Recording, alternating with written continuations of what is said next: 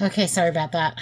I'm really sorry about that. I had to take that call. I couldn't ignore that one. But anyway, so I was asking God to speak to me as I'm reading through this and dealing with the things that the Lord knows I've been dealing with.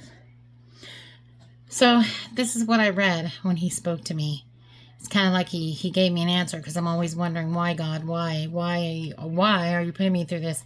And my children are always telling me, well, Mom, you never had much patience. Maybe God's teaching patience through all this, and I wouldn't doubt it. Wouldn't doubt it one bit. But anyway, so here is what I read. Rest assured that all the things you've been through have prepared you for your now. Every battle you've had to fight and every tear you have shed have been a part of your process. Just as a soldier has to go through training before going to war, you have gone through various trials that have prepared you for this time of your life. Maybe you're being called as an intercessor for your family because you have experience seeking the Lord. Or you're being called to intercede for your neighborhood, city, or state. That part, that's not even valid. It's just this one section that I really feel Him talking to me. Now, I have been telling my daughters not to upset them, but to prepare them, and my son. I feel like my husband is not going to be here the next year and a half. I just feel it. My daughter feels the same way, because his progression is quick. Although he's very healthy, he has a better... Don't think that Alzheimer's is just a fixed memory, because trust me, that man has a better memory than I do, and he always has. Like, he will not forget.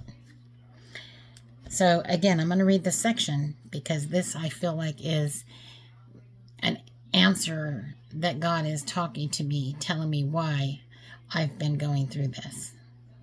Now, only He really knows everything that I've been going through, but it's been a lot.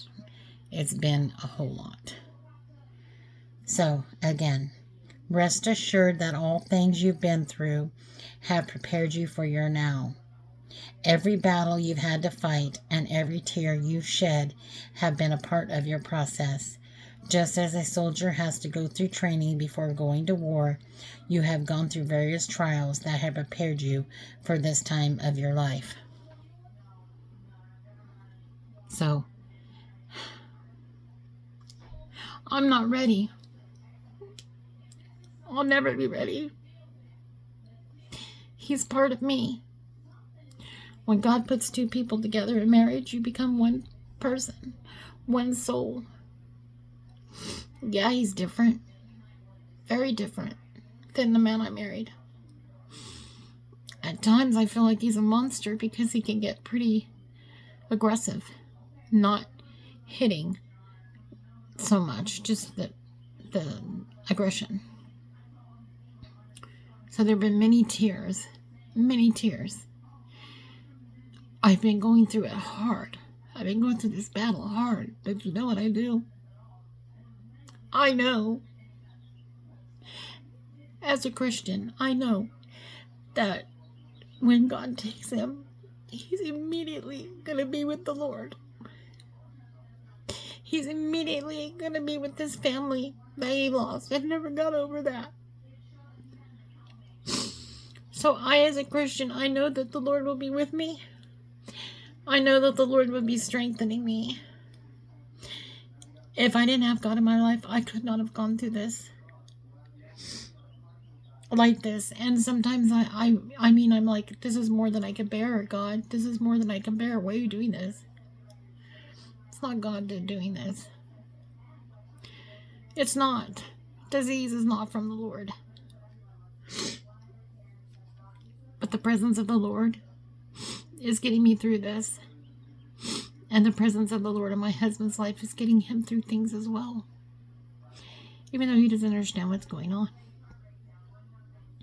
So if you're caring for your loved one, or you're caring for anybody with this disease, it's horrible. My husband's is early Alzheimer's, early behavioral Alzheimer's. There's various, many parts of dementia, many parts of Alzheimer's. It can be overwhelming. It can be confusing. But the processes are the same for the most part. And for the caregiver, it's grueling. Now, I get a break every now and then for a couple hours. My daughter will take him occasionally. I don't like her to. Take him when he's needs his medication adjusted or something, because he can be aggressive. He's very, very, very, very difficult to take to town. He says inappropriate things. He talks to people he doesn't know, tells them where he lives, things like that. It can be, not a good thing to do. You have to constantly watch him, because if you're, for example, in the grocery store, he's stopping and talking to everybody, or you turn around, he's done taken off to another aisle. So it's like having a child that you gotta constantly keep an eye on, and it's overwhelming. So I don't like to put that on my daughter, or my daughters, or my son even. But they do it because they love him and they want to spend time with him, and they understand, and my daughter Crystal's with him quite a bit, so she's been a very big help to me when she does give me that little bit of a break. And I do go to Bible studies with my grandson every Wednesday. I've missed a few, but for the most part we go every Wednesday, and I really enjoy that. And he doesn't like it when I've gone, I'll tell you that. But keep in mind, he's not bedridden. He's able to take care of himself. So he's okay being left here for an hour.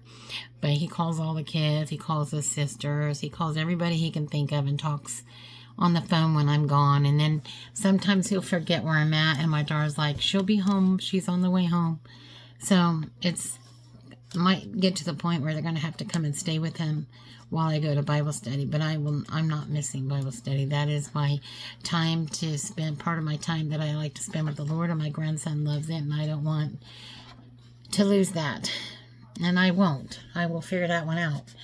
But just to read this today and know that God is telling me, look, all that you've gone through isn't preparing you for what's coming.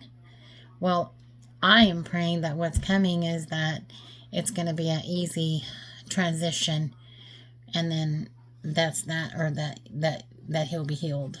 Although I think sometimes the Lord takes you in order to heal you, because he can't heal you to be living on this part of the earth anymore. That we're meant to be called home, and home is not here. Home is in heaven. So that's all I have to say. I don't know if this can help anybody at all. I hope it can. Know that you're not alone. I feel the same feelings that many of you that are caretaking have. I feel anger. I'm like, well, if he would have maybe tried to be healthy instead of drinking as much soda as he does and eating all this junk that he does, maybe he would have never got that, although I know that's not necessarily true. I feel hostility toward him. We were going to travel. We were going to have a good retirement, and I feel like I've been robbed of that. I've gone through many, many, many emotions. I feel bad. I feel like I don't treat him. I feel like I don't treat him. I'm not interested in someone else intimately. I'm so sorry. But I still want to have. I have my phone on my computer. Sorry.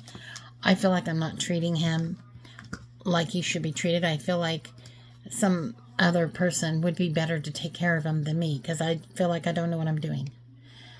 I just feel like I don't know what I'm doing. But again, those are natural feelings. I do a lot of studies. I do read a lot of things. I do watch videos of people that are licensed in this field to take care of the elderly and mentally challenged people and cognitive disabilities and things of that nature. And that has been extremely, extremely helpful. So God will get me through. And if you guys have any questions or would like to ask me anything or need kind of an advice on what book that you can possibly pick up or videos that you can possibly watch, anything at all, just reach out to me. Put comments in here if you're watching this, if any questions you may have, and I'll be happy to answer those. That's all I have to say for now. I can't take up much more time. I've got to go check on him and see what he's doing. He's too quiet. I think he went to sleep probably. All right. Thank you. Over out.